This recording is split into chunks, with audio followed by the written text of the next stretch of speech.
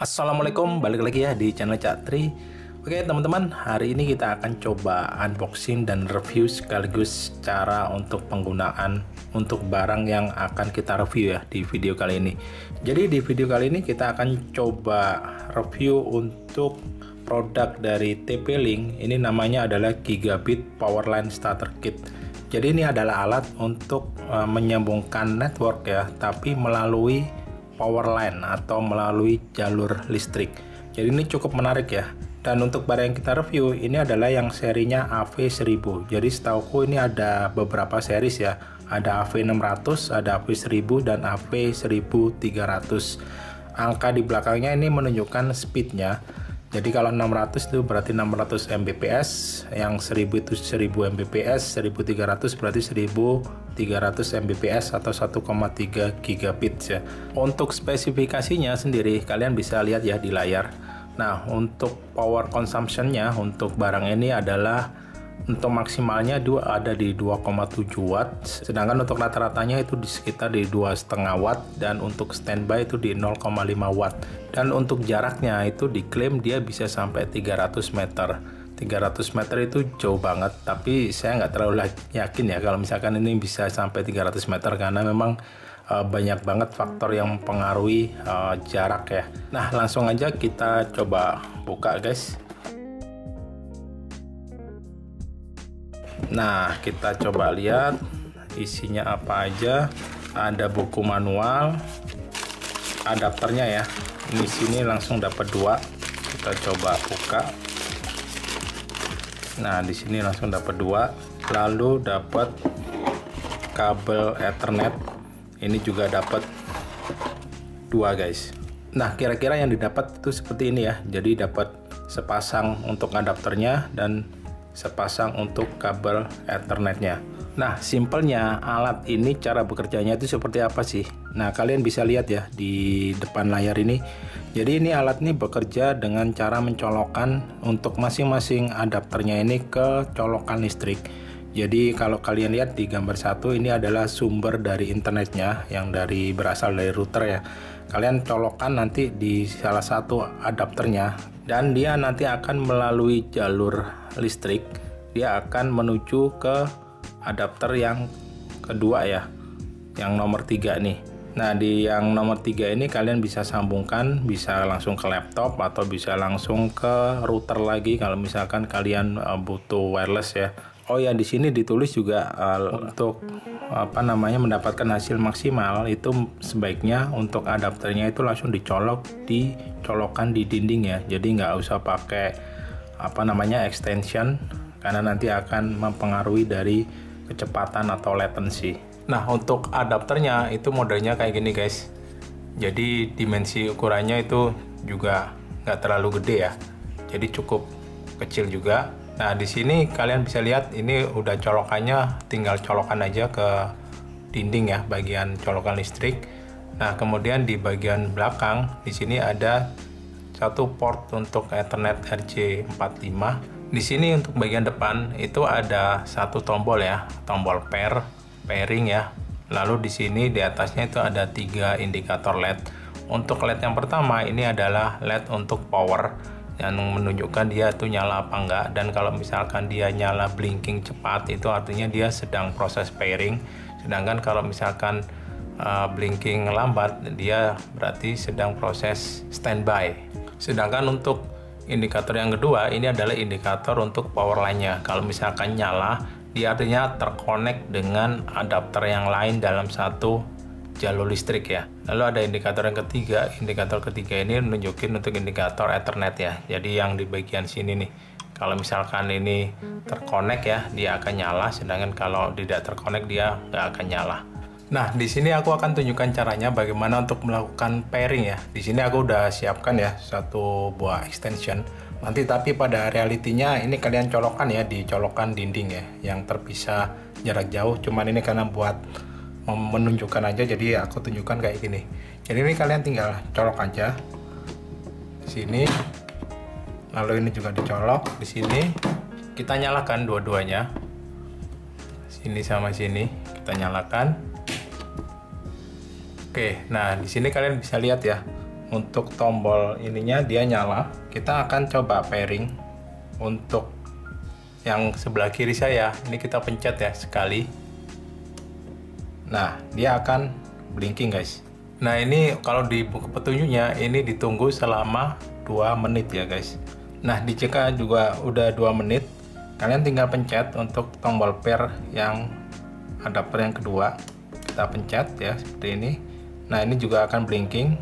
Dia akan coba nge-pairing ya antara ini dengan ini. Tuh, lihat ini udah selesai.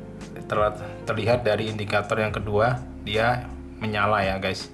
Nah, untuk indikator ketiga ini mati karena untuk RJ45 nya ini dia nggak ada terkonek ke manapun. Oke, kita langsung praktekkan aja bagaimana caranya masang si power line adapter ini ke dalam router yang ada provider internetnya.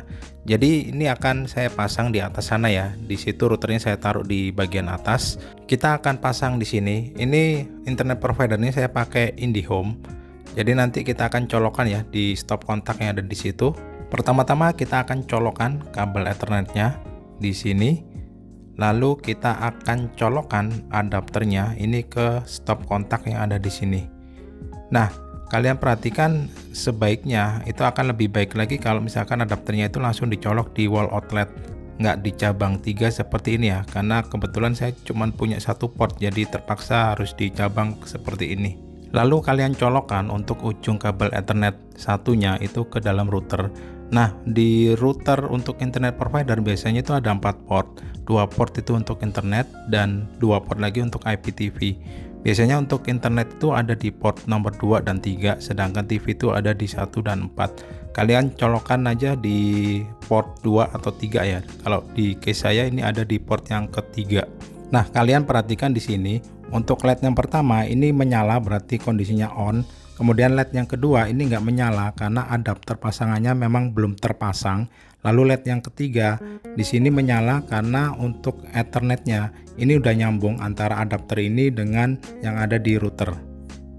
Selanjutnya kita akan konekkan untuk adapter pasangannya ini ke wall outlet yang ada di lantai 2. Jadi posisi saya sekarang ada di lantai 2 dan lantai 2 ini melewati MCB ya, jadi cross MCB. Kita akan coba bagaimana performanya kalau misalkan melewati MCB. Kita konekkan dulu untuk kabel Ethernetnya ya, dan kabel Ethernet ini udah nyambung ke laptop. Oke, kita langsung colokkan aja ke wall outlet yang ada di lantai 2. Nah, kita akan tunggu LED yang nomor 2 ini sampai menyala ya guys. Nah, ini udah menyala, artinya udah terkonek dengan adapter yang ada di lantai 1. Oke, kita langsung aja coba performanya bagaimana kalau misalkan power outlet ini melewati MCB. Oke, sekarang kita udah di dalam laptop. Pertama-tama kita akan pastikan untuk koneksi wireless itu kita matikan. Jadi koneksi satu-satunya itu terkoneksi dengan TP-Link powerline adapter. Kita masuk ke terminal. Nah, di sini kita akan coba guys ya. Kita akan coba ping ke router yang ada di lantai 1.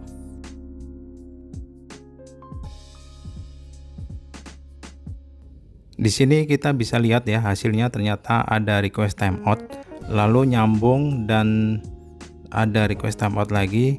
Lalu kita coba lihat ya, di sini latensinya juga terlihat gede banget ya. Kalian bisa lihat di posisi kanan ini latensinya bisa lebih dari 3 milisecond ya, 3000 milisecond atau di atas 3 detik. Lalu ada request timeout lagi. Ini sangat-sangat nggak stabil guys. Jadi ini sangat-sangat tidak layak kalau misalkan kita pakai buat internetan atau buat transfer data yang ada di jaringan yang sama. Nah, kita akan coba bandingkan kalau misalkan kita pindah tempat di lantai 1. Kita coba pindah tempat yang ada di lantai 1 ya. Kita akan coba tes apakah performanya akan sama seperti ini.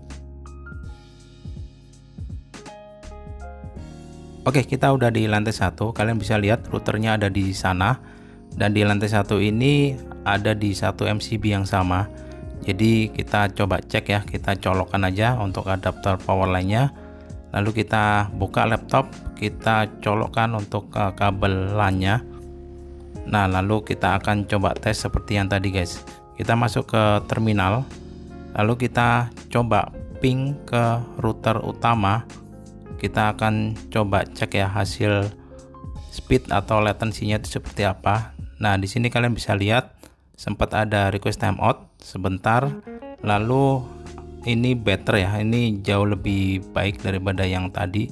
Kalian bisa lihat untuk latensinya sendiri ini ada di belasan milisecond ya, di 10 sampai 20 milisecond. Ini jauh lebih baik sih kalau misalkan berada di 1 MCB dibandingkan pas ngetes waktu di lantai 2 yang cross MCB.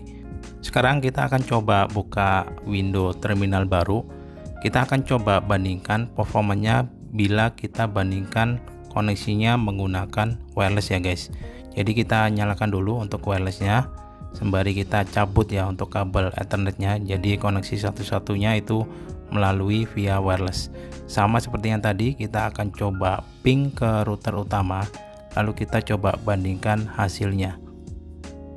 Nah, di sini terlihat ya untuk hasil ping itu relatif lebih stabil ya, malah dibandingkan menggunakan power line adapter. Dan untuk latensinya ini mirip-mirip di belasan milisecond, di 10 sampai 20 milisecond. Jadi nggak jauh berbeda ya dengan power outline adapter. Hanya saja melalui wireless ini lebih jarang ada keluar request timeout. Oke, ini aku balikin koneksinya nggak menggunakan wireless ya, jadi menggunakan TP-Link powerline adapter. Kita akan coba speed test bagaimana hasilnya kalau misalkan di compare dengan wireless ya. Kita coba ping sekali lagi ke router utama menggunakan powerline adapter.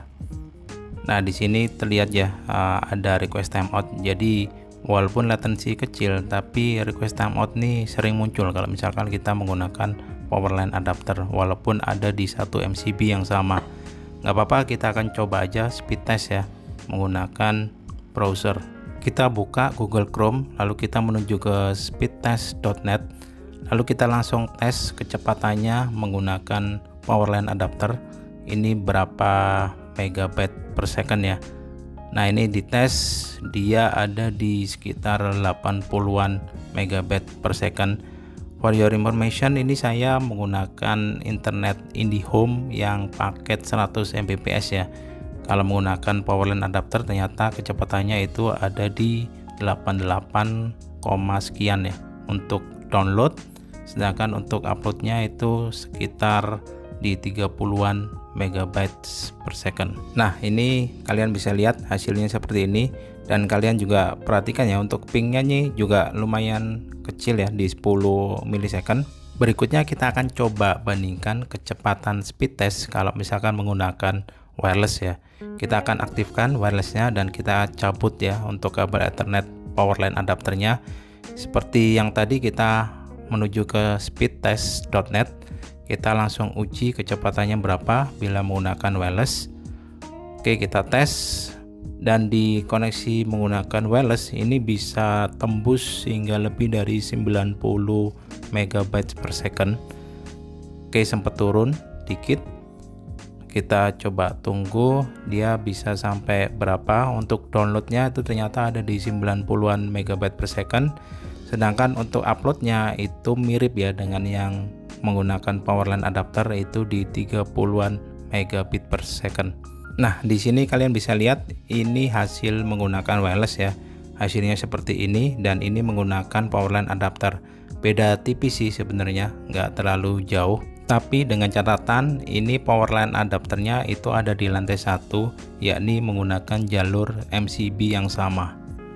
Oke, itu tadi hasil pengetesannya ya untuk pengujian mengenai speed dan testing latency untuk TP-Link Gigabyte Powerline Starter Kit ini. Jadi kesimpulannya, ini sebenarnya bisa jadi solusi ya buat instalasi jaringan yang setupnya itu simple, tanpa ribet, tanpa harus narik-narik kabelan, karena jalurnya kalian bisa menggunakan jalur listrik yang ada. Dan instalasi jaringan ini kalau buat rumahan ya, ini lebih baik ya karena menjaga estetika, karena nggak ada kabel yang berseliweran. Tapi meskipun begitu masih ada beberapa catatan. Yang pertama, untuk si adapternya ini akan lebih optimal ya jika powerline adapternya itu langsung colok ke stop kontak di dinding tanpa ada extension atau hub. Nah, terus yang kedua, ini tidak bisa digunakan jika beda meteran listrik ya. Jadi kalau misalkan kalian coba konekin antar rumah yang beda meteran listrik, ini totally nggak bisa digunakan. Dan terus untuk yang ketiga, ini akan kurang optimal jika antar power line adapter ini melewatin beda MCB walaupun dalam satu meteran listrik. Hasilnya itu banyak request timeout dan latensinya itu tinggi banget ya. Jadi ini kurang bagus kalau misalkan beda MCB. Oke, paling videonya itu aja dari saya, review dan testing ya mengenai si TP-Link Gigabyte Powerline ini. Semoga videonya bermanfaat dan sampai ketemu lagi ya di video saya selanjutnya. Terima kasih dan wassalamualaikum.